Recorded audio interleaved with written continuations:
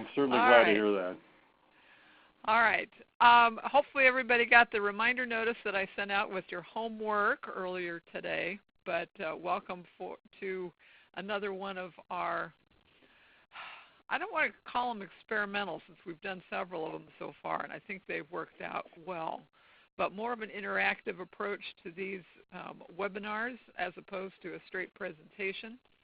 So Cliff Goldstein is with us from Eclipse Engineering. He has done a couple of times in the past to talk about a couple of particular applications and walk us through the process of figuring out how would you provide the best sealing solution to customers and explore some of that.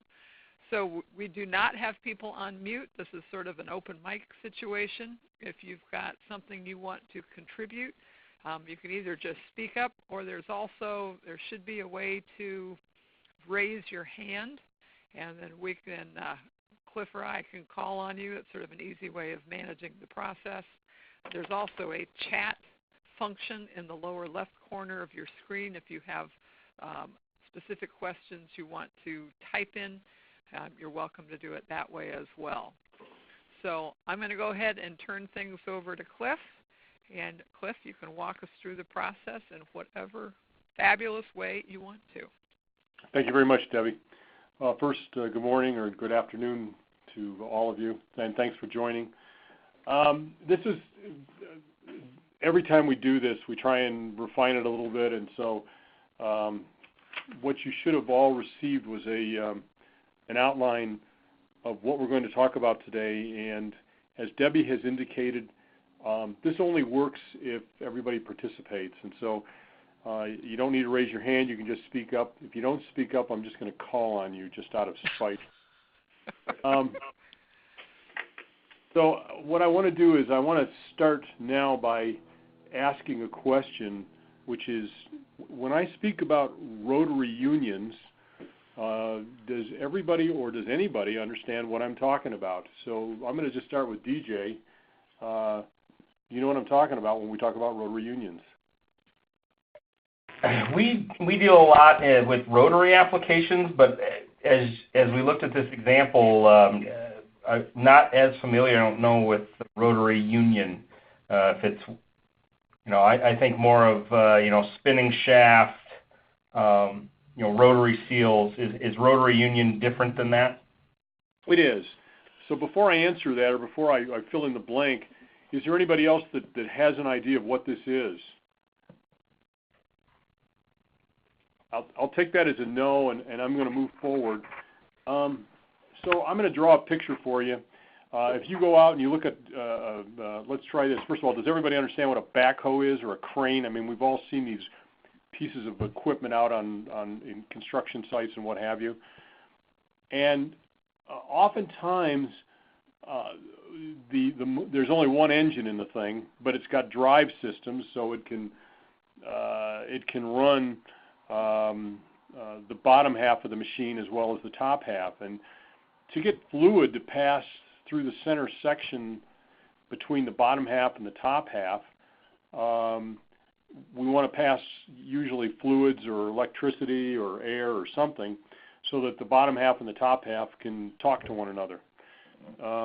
So in an excavator, and I'll use an excavator as an example that crawls across the ground, you notice that it can swivel as well. So as it's shoveling up dirt, it can pick that dirt up and it can swivel it and drop it off someplace else. And I think all of us are familiar with that style. Hey, Cliff? Yes, sir. Are we supposed to be seeing you draw something right now? Well, I'm gonna put something up here right now. Okay. Let's do this. Oh, okay, thank you. I just wanted to make sure we were good. Okay, Tom. Yeah, I hadn't put anything up there because I was sort of drawing a picture in your head for just a moment. And I probably could have had a crane or an excavator, or just to give you some idea, in the machine tool industry, oftentimes you'll have a rotary union where you'll have a tool that's operating, and at the same time you've got to pass air in two different directions through a machine tool. There's a lot of rotary union companies. One of them that comes to mind is a company called Dublin. who makes rotary unions, but they're very common in equipment where you're passing fluid from one area to another. My discussion isn't going to be just related to specifically construction equipment, as you'll see in just a second, but I use that as an example because everybody has seen that kind of equipment out in the field. So what you have in front of you now is a typical rotary union, and if you look where I'm pointing at, there's a hole here and a hole here and a hole here. There's one here, I can see one here, one here, one here. And what these are the passages that fluids will pass through. And so this center section and this outer section have relative motion between the two of them. So if you can imagine that great big excavator, let's just say that this section rotates with the top, and this section down here rotates with the bottom. And we want to pass fluid through the center. Cliff, remember to click the little green arrow because they can't see your cursor until you click the green, and then you'll have a green arrow to work with. Well, I don't have a green arrow. Down here. There we go. There we go. There we go. Thank you, Doctor. All right, here are the ports. Sorry, I'm pointing and you're not seeing. These are the ports here. And let's just say that this section here is bolted to the top, and this section down here is bolted to the bottom. And we're going to pass fluids through this section here where all these, so if you can imagine, there's hoses that are sticking in all these holes. And out here, we can't see them, but there'll be ports that'll be joining into these individual sections. And so as this member rotates, as the thing is rotating around, fluid can pass from this joint right here down through the section, and it'll come out of, say, this port right here, and then it exits out the bottom. So I'll ask you, Tom, do you understand what I'm talking about? Is this clear to you? Yes. So okay, far. And how about you, Jason? Is it clear to you as well? Yep. Okay, very good. Well, the typical seals, and if you look right here, we're seeing seals that are, we've got to separate all these sections so the fluid in this section doesn't interfere with the fluid in this section. And the way we do that is we separate all these sections out with seals. And this is a very special seal that we use in here. Now, typically, when people build rotary unions, and back in the early, before 1970, most of these seals were just O-rings. And O-rings, as usual, that's the first seal that we should always start with. But as the pressures rose, what would happen is these O-rings, as this section would rotate relative to this section, these O-rings would either create a lot of friction, but also they would tear. And if you can imagine an excavator having to take this monstrosity apart, it's a big deal. It takes a lot of time and energy. By the way, these rotary unions, this one looks pretty small, but I've worked on rotary unions that have been 15 inches, 10 inches, 5 inches, 20 inches in diameter. So it all depends on the size of the piece of equipment and what you're trying to pass through it and how much fluid you're trying to pass through. I've worked on one application. It's a grain elevator, and inside, I'm mentioning another application so you get an idea that excavators aren't the only place. In this grain elevator, they've got to be able to go in there and turn that auger, and they have to be able to turn it both directions, both forward and backward. And these are 20 or 30-inch diameter rotary unions that we've got seals in. So these unions can get rather large, and the applications are quite varied. One of the problems we have when we put, and so one of the solutions to the problem is the O-ring, of course. But I'm going to ask my audience if somebody else can come up with some other kind of solution that would solve some of the problems I'm talking about. So first, let's talk about why O-rings can be a problem. Would anybody like to just start, or do you want me to just start picking? Would somebody like to jump in, please?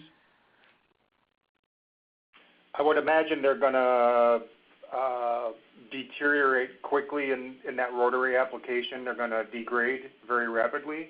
And why is that? Because it's a dynamic seal at that point. With an O-ring at high pressure, I'm going to lead you a little bit. So what happens with an O-ring at high pressure in relative motion? Creates heat. Okay, that's perfect. And go on. Anything else? What does heat do? Destroys rubber. Yep, it does. And that's because of friction, correct? Yes. Okay. One other thing that can happen with O-rings are that as this thing is rotating because of the high friction, they want to bunch up, and occasionally will tear an O-ring in an application like this if the pressures are too high. Make sense? Yep. Okay. Yep. All right, so we need a solution. So I'm going to go to, was that Jason speaking right there, or was that DJ? It was Chuck. Chuck. Okay, Chuck. So tell me, Chuck, what's the solution to this problem? Not O-rings. Not O-rings. Very good. I like it. And what would we put in besides O-rings? Let's see, a square ring. Square ring's a possibility, but we still have rubber in contact with the relative motion. So if this was a square ring in here, our relative motion is here, it would marginally be better than an O-ring. And people have tried square rings. Okay. Anybody else? Or Chuck, do you want to take another shot at this? I don't know. All right, and that's why we're having a class, I guess. Josh, what do you think? What would we put in there? Is being completely naive to most hydraulic situations, is there some kind of like a piston ring type of scenario that would stay in place? Yes, that's perfect. A piston ring. And we can make piston rings out of a lot of different materials. So what do you think we could make this out of?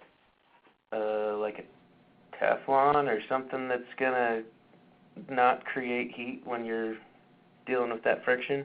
Yes, Teflon is a good answer. By the way, there are a lot of these unions that are made with cast iron piston rings. But, they're difficult to install. So let's go down the Teflon road since that's my specialty, and I'll leave the piston rings to people like Grover who make cast iron rings for them to answer those questions. But yeah, let's go down the Teflon road. So what are the advantages of using a Teflon ring? Let's go back up to Jason. Reduce friction. Yep. And what else? If you reduce friction, what do you do? Reduce the heat. Yes. Now, heat's the killer in this application, okay? And what does the Teflon give you over the O-ring? There's a couple of things the Teflon or a piston ring style seal or a rod style seal will do over an elastomeric seal. Durability and longevity. Yeah, that's certainly one thing, but and I'm going to lead you on this one. I'm pointing right. Well, I'm pointing to an area right here. What is this distance between here and here on your screen? What do we call that? Bore? Yeah, we could do that, but we could also that gap in between there. What's that called? The gap in Extrusion? I'm sorry, extrusion, right. And so a polymeric type product, like a PTFE ring, creates a higher level of extrusion resistance. And so we can take advantage of that. So we got just two other things that are going to happen here. If we put a Teflon ring on this surface and an elastomer up in the corner, we have a pretty good sealing system, okay? That works pretty good, but we could still generate heat. And why is it that we're going to generate heat at these higher pressures? Anyone? I'm going to help you out because I'm being a little bit obscure here. You're going to generate heat only because you have relative motion. So it doesn't matter whether you have an O-ring or Teflon seal, you will generate heat. Now, the coefficient of friction for PTFE products are about 10 times less than that for O-ring. So the heat's much less, but we still generate heat.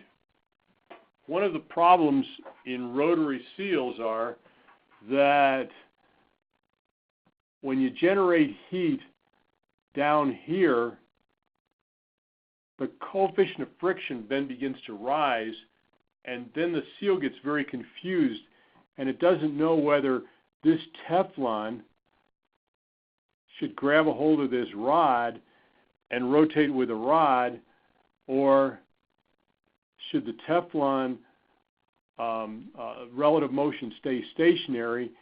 And occasionally what will happen is the O-ring and the Teflon element begin to counter-rotate against each other.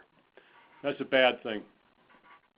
So we've come up with a solution to that problem, because we always want the relative motion to occur at the interface of the seal and the rod. So on this surface here, not on this surface or even this surface up here. So going back to this picture, we want all the motion to be right here at this corner, at this interface. When we do that, we then know we can then control things like heat, because if we begin to rotate this element here relative to the O-ring, which we see happen oftentimes, what happens is we have the same problem we had with just the O-ring. We get relative motion between the O-ring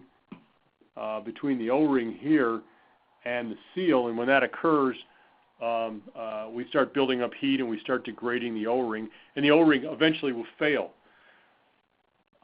This particular product does something to solve that. What we do is we end up coating this surface right here with almost an adhesive-like material. And when we do that, it creates very high friction between the O-ring and the Teflon, and they actually mechanically bond together. And that process, it's a lengthy process, because we have to etch or deform the molecules on the Teflon, and then we put a product on there that causes, it's almost like an adhesive, similar to what happens when you bond two ends of an O-ring together. Then when you put it in the gland, it's a cold process. When you put it in the gland and that O-ring gets squeezed against the Teflon, these two elements then mechanically lock together. And so all of the relative motion is between here and the shaft. All right, so let's go up to DJ. Are you following what I'm saying, DJ? Yeah, absolutely. Okay. And the purpose of that is always to maintain the relative motion between this shaft and the seal element. And when we do that, we can control, what can we control, DJ, when we do that? Back to what we talked about earlier. Well, we control heat. Coefficient of friction? Friction, okay, and friction is heat. So by making the relative motion always at the rod and the seal, we control the heat. Now, I've seen these rotary unions.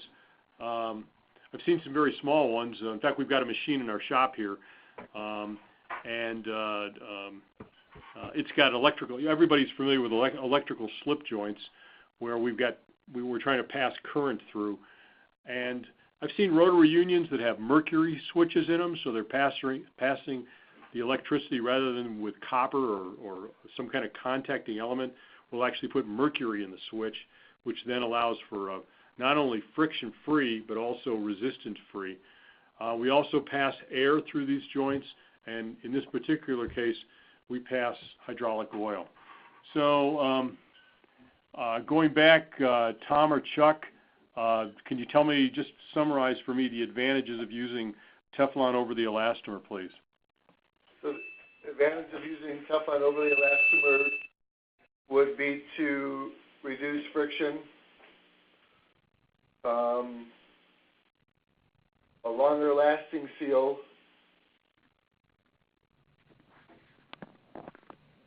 Anything else?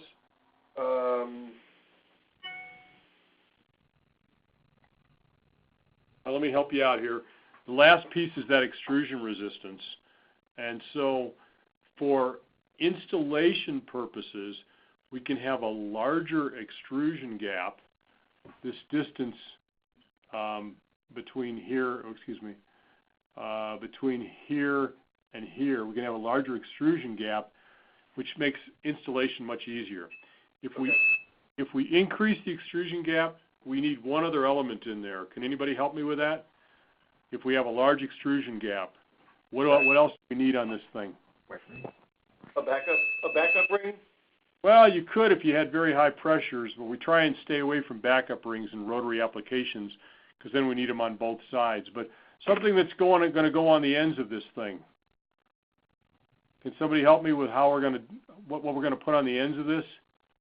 Wear rings for alignment? Wear rings. There you go. Absolutely. So we'll usually put it in if the extrusion gaps are large enough. We generally put bearings in. We don't want our seals to be bearings, and so we usually take a. Somebody want to recommend to me what they think they might use as a bearing material? Some sort of filled Teflon? Yeah, just a Teflon strip. Excellent. Very good. Very good. Okay. So Debbie will make these pages available to you, but the way this thing works, it's pretty simple. We've got the sealing ring, and if you look right up here, we etch the surface and we put on this coating, and then we apply the elastomer, and you get this pseudo-mechanical bond here, and that's sort of the trick of this particular product and why it does what it does. You can use it in air, you can use it in fluids, whatever the application is, but the trick is to make sure that the relative motion stays between the rotating part and the PTFE element. Okay? Does anybody have any questions about rotary unions? One thing I didn't mention, or I failed to mention, is typically this situation here for rotary unions is usually slow rotary, not very many RPMs, usually under 10 RPMs. I've run them up to 100 RPMs, but you get much more than that. And who's online with ESP? That's Jason? Yeah. Jason, their company specializes in rotary seals, and those products, rotary seals, either lip seals of some kind, depending on what you're trying to do, will do a much better job as the speeds get higher. The problem for rotary seals, of course, is that if the combination of too much speed and too much pressure, and then standard lip seals, whether they're Teflon or rubber, begin to see failures. We've covered that in the past, and we'll probably do another session on rotary seals in the future. But these are low-speed rotary unions. Okay. I'm going to move on now to another application, and hang on a second here.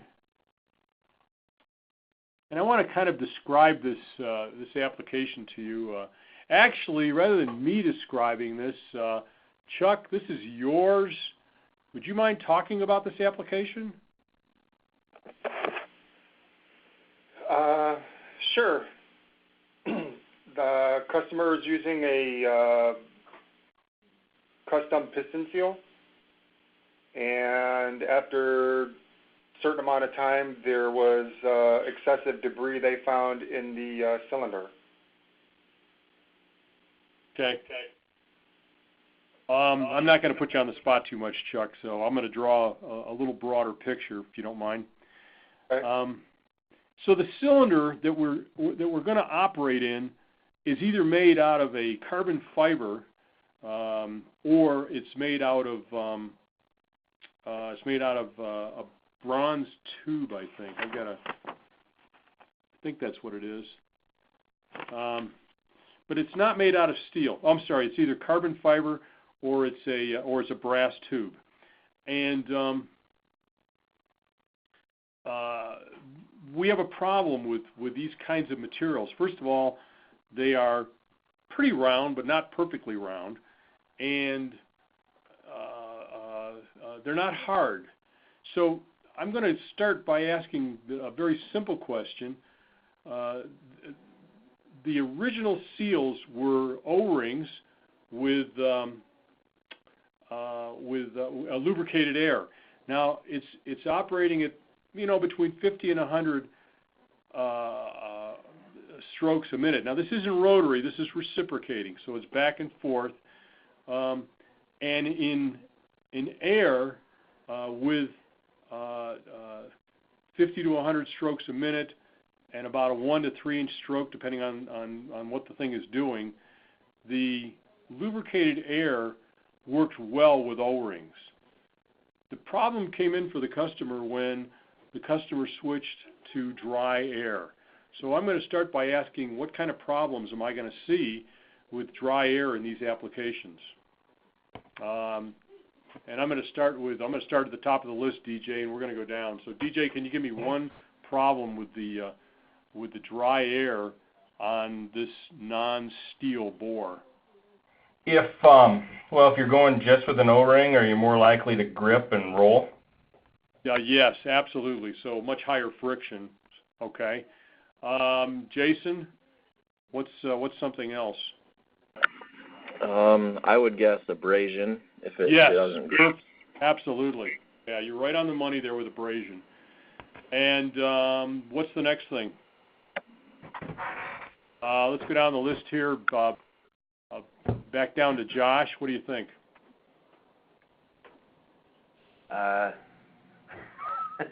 Well, you're going to generate a lot of heat with all of that friction, so possibly cooking your O-ring. If it hasn't rolled and twisted up already and put undue stress on it, it's going to get awful hot awful quick. And what are we going to do when it gets hot? It's going to get crusty and not, it's not going to seal anymore. Usually it cooks. And the reason for that is that it's going to abrade, right? Right. So you're going to get debris in there and all kind of other stuff. Not to mention the fact, what's going to happen to these other surfaces, what's going to happen to that brass bore, or what's going to happen to that composite bore? Probably going to score. Yeah, that's right. You're going to score the bore up. You're going to trash the surface that you're trying to seal on. So we got to come up with a solution to that. So I'm going to Chuck, take a second and would you mind just going through and what did the customer do to as a first go round for a solution? You want to throw it out there? What did they do as a first go round? Well, the first go round was a carboxylated nitrile ring. Mm-hmm. They were trying in the application that was not lubricated, did not have lubricated air. Yep. Okay. That obviously didn't work too well for all of the same reasons, right? Correct. Okay. What was the next solution? Using a new redesigned piston seal. Okay. And what did that look like? Physically? Yeah. I don't. Okay. Let me jump in here. All right. So what the customer did was he put this element right here, a Teflon cap on top, and he made it out of a bronze-filled PTFE. Okay. And the goal was 1,000 hours. So, Tom, what do you think? I know you're from. I'm not sure if you're familiar with the application, but do you know what happened with that bronze ring in there?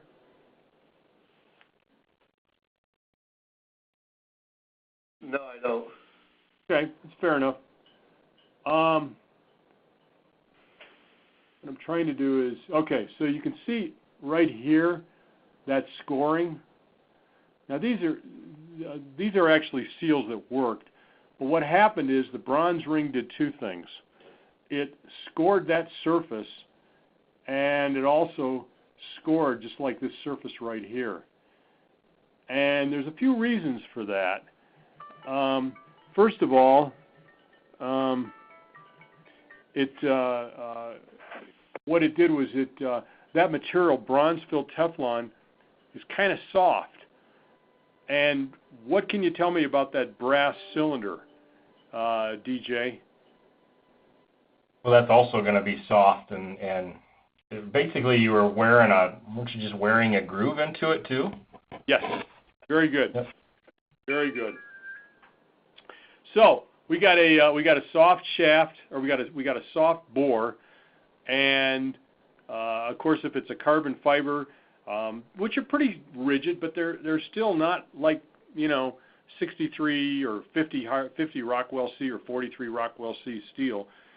And we're going to wear grooves and stuff. And the problem with the bronze is that when the bronze wears, this is something that you probably are not aware of.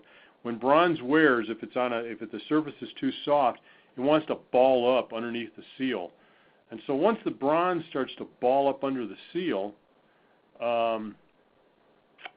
it actually causes the interface to wear, either the bore, the brass bore, or the carbon fiber bore, or it starts to wear the seal out.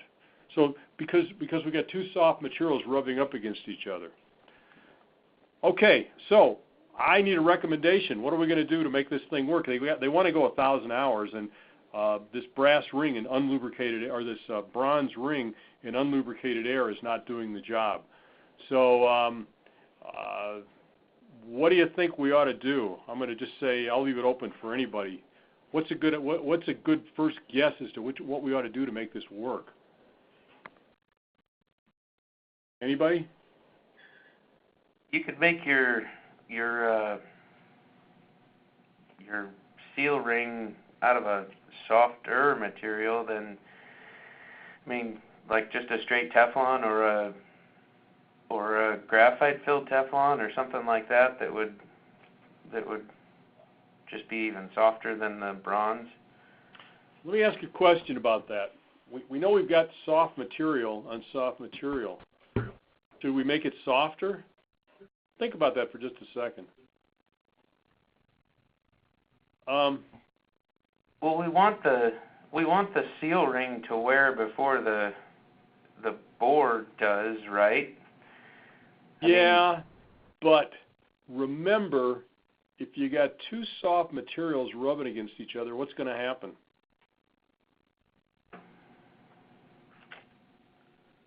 Well, you're going to generate heat and all these other things that we talked about that we were having problems with before. In other words, the bronze in general, well, let's go back to the bronze ring, which didn't work. It's not that hard a material. I mean, think about bronze. It's not it's if you compare bronze to, say, stainless steel, you'd say, well, the stainless steel is a lot harder. So go in the other direction. What happens if you go in the other direction? Josh? You've got a harder sealing ring? I don't know. No, you're fine. Yeah, if we make it a harder sealing ring, what we do then is we say, look, we know that soft didn't work because the bronze is a pretty soft material. And so when we add in some kind of filler that actually makes it harder, what we do is we now create a differential between these two surfaces, and that's what we're looking for. We want this differential because we need something. What else do we need besides making it harder? Because we took away the oil from the air. So lubrication. What else? We need lubrication, yeah. So we need something that we want to slide a little bit easier on that bore and not degrade. All right, so I got you down this road, and I want a harder material. Can somebody just start taking a guess at different fillers? Because what we're going to do is we're going to put a different filler in that seal material. Can somebody take take a guess at a few different things? What about glass? Glass is definitely harder, but what's glass going to do to that surface? It's going to score, yeah. Huh? What was that? It's going to score the cylinder even more, isn't it? Right, right. So we need something that's hard, that's not abrasive. So take another shot. That was a good guess. That was an excellent guess there. Go ahead. Somebody else? Nylon?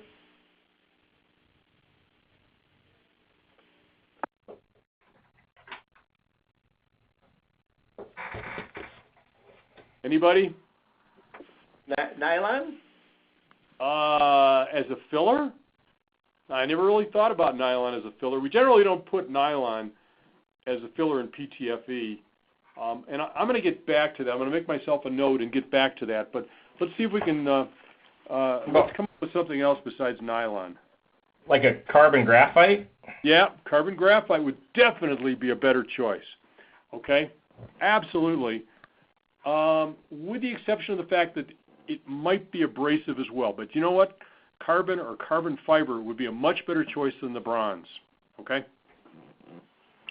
Okay. I want to just sort of stretch your imagination here. DuPont made those bearings out of polyimide. Does everybody remember those bearings? I'm trying to remember well, they call them Zalac now, but they had a different name for them. Does anybody remember those bearings? They're really hard bearings. Anybody at all? Well, they made the bearings out of polyimide, which is a filler, and yeah, man, I'm having a brain thing here. But that polyimide material is incredibly hard, but it also is not abrasive. And what we've done with that particular filler is we've used it as a filler in PTFE. It's a plastic resin, and it's polyimide. That's what that material is. And so we take that polyimide, and if we use a small enough percentage, we get the hardness from the polyimide, but we don't make it so hard that we abrade away the shaft material or the bore material. So let me pull up a picture here. I've got a couple pictures to show you. This is after 4 million cycles, and Chuck, if you can remind me, how many hours is 4 million cycles in this thing? I honestly don't remember, Cliff. I mean, it was a continuous test cycle of multiple weeks. Yeah, but I know it was I know we far exceeded their 1,000 hours at 4 million cycles. Oh yeah, certainly. Yeah. So anyway, at 4 million cycles, if we look right here, we started to degrade the Teflon. We started to feather out this edge, and we also started to score the shaft. And these are great pictures. Thank you very much for supplying these. But at 3 million cycles, we had a non-grooved surface, and this is what the ring looked like. So it seems like somewhere between 3 and 4 million cycles, we began to wear the seal material. The moment you begin to wear the seal material, this is what happens. You begin to score the bore material. And this is a result of the seal material causing the bore material to wear away. Well, we exceeded the customer's parameters, and we could have, changed percentages of fill and maybe improved the life. But you got to be careful, because if we make it too hard, what's going to happen if we make it too hard, Jason? It'll just wear on the cylinder. Yes, it'll just wear the cylinder out. So what we want to do is we want to make sure that we don't wear that cylinder out. So we needed just enough fill to improve the wear resistance, make it harder, and at the same time get much longer seal life. This is a pretty low-filled polyimide PTFE. material, and it went the distance. So I'm going to go back to the question regarding nylon. Can anybody tell me why we don't put nylon in PTFE? It's a great question, by the way.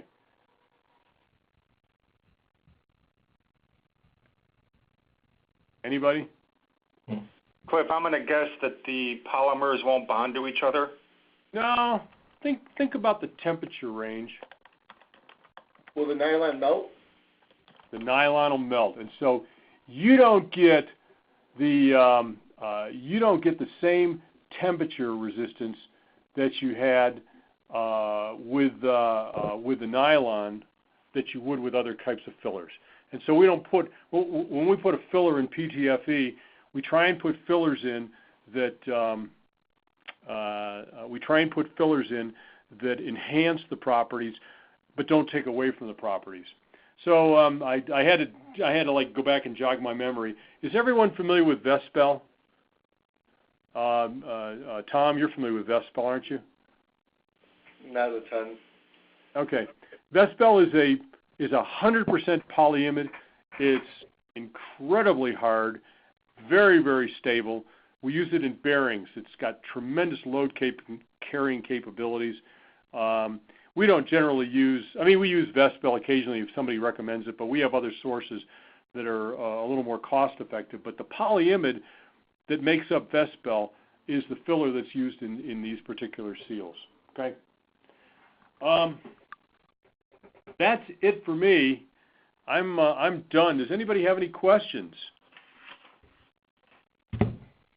Cliff, we talked in that particular application too. Was the same size O-ring used? Was that PTFE cap just put over top of the original O-ring, or was the cross section reduced? I believe. Well, hang on a second here. Let me look at the. I got to refresh my memory here. It was an entirely new sized O-ring. Okay. Yeah, and that makes sense to me. And that groove width, the groove width on there is 312 to 322. So they stuck with a 400, but they changed this groove. They modified the groove to accept the O-ring and the cap. We can make a seal that will go into an O-ring groove. It's called a channel seal, or some of you know it as double delta 2, but it's a cap. Let's see if I can draw one here. See how my artistic skills are today, Debbie. Good luck. Oh, yeah. Let me start over.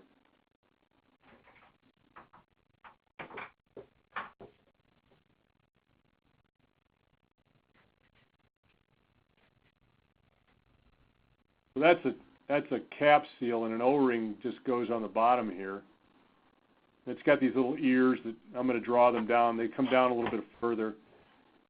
And what it does is this cap right here, this distance, that distance is as small as, depends on the cross section, but that distance sometimes will be 5 to 7 thousandths, so it'll go into an O-ring groove.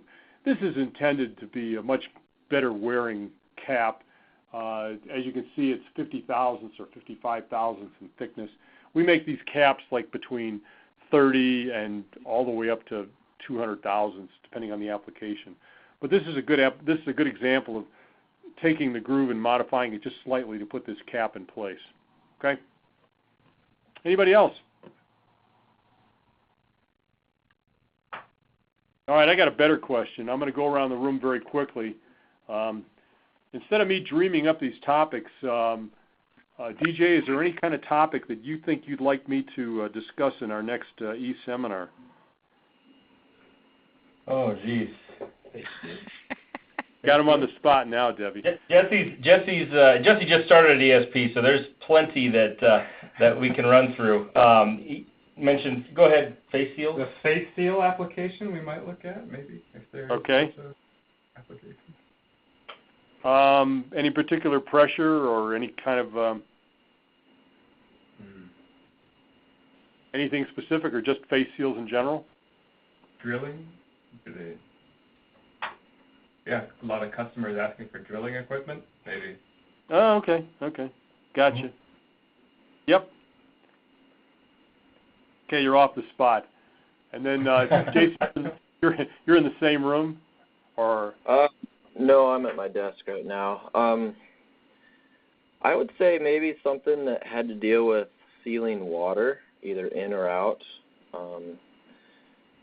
We had an application a while ago, and we're unsuccessful in being able to solve it. Okay. Just since it's so abrasive. You might want to give me a call offline, but I'll tell you that there are nice products that both do rotary and reciprocating in water. So and I wrote that down. Water is absolutely one of the most difficult things to seal because of the molecule, just the way the molecule is structured, and the fact that it adds almost no, well, it adds zero lubrication except on certain. There are certain materials that water will wet with. So okay, and going down the list, Josh, anything from you? I really have nothing that I need to learn, clearly. No, I have nothing off the top of my head. I'm sitting here scrounging around my office going, oh, what do I got? What do I got? And I got nothing. I got a lot of work to do, but no real question marks right now. I know just how you feel. I feel that way every day when I come in the office. And then Tom or Chuck, either one of you got anything? I don't think so. All right. Well, I'm going to first say thank you very much, Chuck, for helping me put this particular application together. I appreciate your support on that. And I want to thank all of you for joining in today. It's fun when we're all talking and sort of discussing these things, and I hope you all learned something. If you have any questions, please feel free to call myself. And if you have other topics that you'd like to be presented, whether it's something that's my specialty or specialties in other areas, you can get back with me or Debbie, and we'll go find somebody to put an e-seminar on for you. Debbie, back in your hands. Thank you. I was just going to say open invitation to submit topics or challenges or applications or different product areas. I like these because they are practical applications and really get a chance to play with and apply the theory to to real life kinds of situations. I think that's a great learning opportunity. So this has been recorded. It will be posted on the ISD website, and I will forward out Cliff's materials to each of you just so you have those. You don't need to hang on to them if you don't want them, but I figured that way you can have them in front of you. So again, thank you, and we will continue scheduling these things for more education opportunities. Thanks a bunch. Take care. Yep. Thanks, guys. Bye. Thanks. But Thank you.